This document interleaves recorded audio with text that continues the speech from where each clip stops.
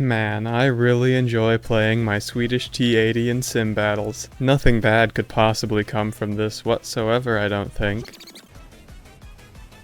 Now, I personally believe that before one goes into a game of sim battles, you should first be able to properly identify any tank you will be fighting. And yes, that does include copy-paste variants between nations. While these vehicles can look very similar to other nations' counterparts, they also almost always have key features that make them easy enough to identify between the nations if you know where to look for them. And today I decided I'll be going over the T-80U variants between the Russian and Swedish tech tree. First of all, I'll show you the major key identifying features on all of the T-80U variants in the game, and then I will go over practical application of this knowledge. First of all, this is the base T-80U. Get familiar with it because we're going to be cross-examining other T-80s with this. This will be our template, this will be what we base off of. In fact, you can even identify whether a T-80U has thermals equipped. When the T-80U has thermals equipped, the infrared spotlight is no longer on the front of the turret and is replaced with a block of ERA. Meaning, if you spot a T-80 with an infrared spotlight on your thermal viewer, it's entirely possible that they have yet to spot you, as they are not using the same thermal system that you are using. Now, the next vehicle on our list is going to be the T-80UM2. You will never see a T-80UM2 without the IR spotlight because the T-80UM2 does not get thermals. Everything else stays the same between the two T-80s thus mentioned, except for thermals, and the UM2 sports the Drozd active protection system. It's a hard kill active protection system that is effective against missiles, however, it's only effective when facing the direction the missile is fired from. Honestly, identifying this between a base T-80 won't make much of a difference if you are a main battle tank shooting a dart round, because the weak spots on all of these are exactly the same. Now, this next T-80 is going to be the easiest one to identify out of all of them, as its turret seems to look almost entirely different. However, do not be fooled by this, the protection layout is practically the same as all the other T-80Us.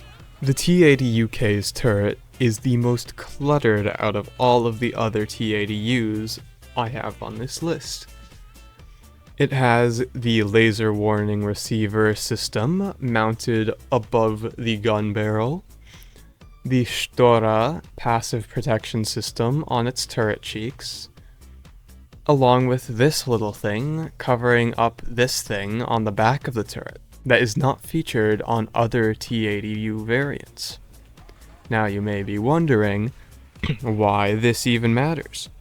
Why should I have to be able to identify a T-80UK from behind? And here comes that little explanation in the next portion of the video. The Swedish T-80, or as I like to call it, the T-80U. Get it? Because Gaijin added spaces between everything instead of doing what they did with the Russian tree one. Whatever. The Swedish T-80's primary identifying feature is that it shares absolutely no camos with any of the other T-80s. However, there is one exception to this, and it's not even a direct copy camo. The base camouflage for both the T-80U and the T-80UK look very, very similar at a glance. As I have said, they're not directly identical, but if you were to memorize the exact camo pattern for every single rotation of both of their camouflages, that would take much more time than just looking at the turret and seeing if it's a cluttered T-80UK's turret or a neat and clean T-80U turret. Oh, and I should also mention that the Swedish roundel on the side of the tank is a decal that I put there, so you will not have that to help you identify the T-80 in the game. Anyways, I hope you found this little guide useful. If you want more like this in the future for maybe identifying between different variants of other tanks, I would be willing to go in depth and look through other tanks to find their differences. Alternatively, you could just use the tried and true method of machine gunning the target's tracks and seeing if it shows up in the hit marker box. If it shows up in the hit marker box, it's an enemy. If it doesn't, it's an ally. I guess that does sort of just turn the whole point of this video to mush, but whatever. It'll help you regardless. Anyways, thank you for watching. Dislike and block for less content. Yell at me in the comments if you're angry to give me free viewer interaction. Or like and subscribe for more content in the future.